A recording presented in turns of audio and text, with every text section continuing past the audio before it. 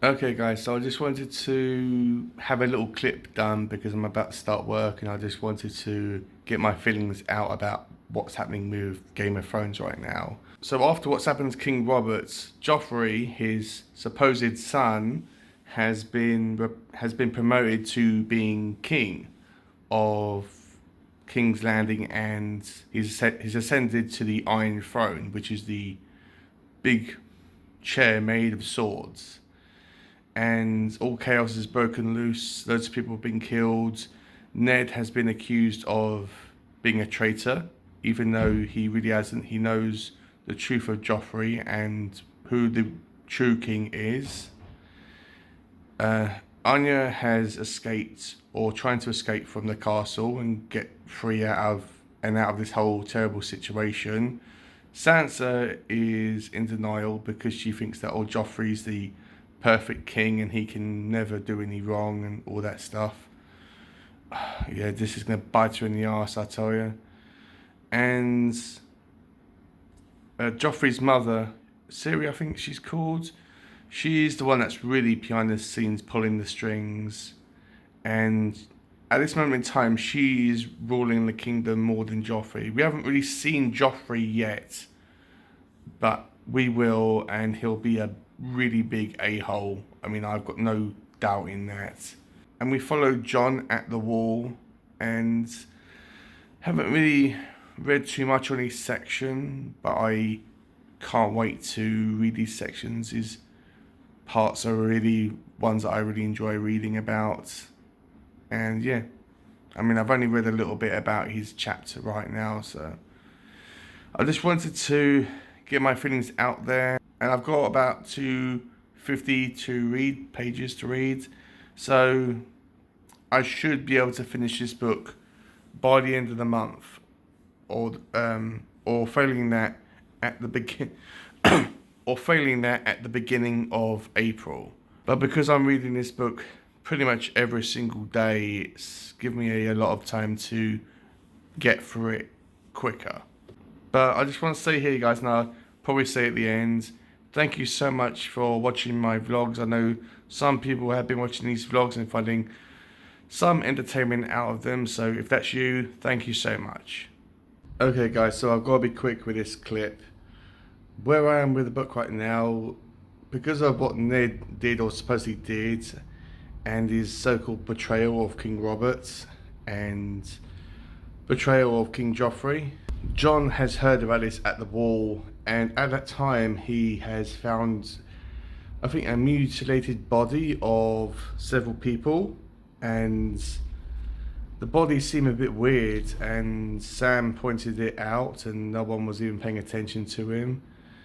And the White Walkers were mentioned, and what's lurking, behind the wall or beyond the wall was briefly mentioned. So that's kind of interesting to know, kind of a cryptic thing about what's this threat that they are guarding Westeros from. And ultimately, John, of course, he finds out about what happened with Ned, and loads of rumors and stories are happening, and he wants to go and find out what's happening. And at this point, we're not really sure whether Ned is still alive. We presume he's still alive, locked in some dungeon at King's Landing, awaiting Joffrey's wrath. He's the Draco Malfoy of this story, isn't he? He's a twat, to put it bluntly. And we find Bran as well. It's been ages since we've had a chapter about Bran, and he's found out about his father, and of course he wants to go and see him as well. And his section was kind of bland, I think. It'd be kind of interesting to see him struggle with his disability, because he's been carried around in a basket on someone's back this whole time, and you would think that it would explore that aspect. I mean, maybe it does as the story progresses, but we don't really know, or I don't know rather. And we follow Dany with the Dothrakis, and she's doing her usual thing. She's been at a market where someone's tried to assassinate her, and Drago has put his wrath on it. He's basically very protective over Dany now, rather than looking at her from a outsider's perspective. He's learned to love her and worship her despite their differences. And then he's thinking, well, because she's the last Targaryen, she's the last member of this household, she has to like protect it and let it grow and not let the family bloodline die. And she's put the eggs in fire, which she knows that they are petrified eggs and they're stone, and there's nothing that they can do to stop that or change it. But she wants to put the eggs in there because she feels a compulsion that something will happen. And we know they'll eventually turn into dragons, at one point. But, we'll have to see how that goes. Because I can't wait to see dragons in this story. Hey guys, so I've just got up to page 605. We're nearly at the end now. Nearly at the end. I can't wait to see how this book actually ends up, because I can't even remember how the TV series left off.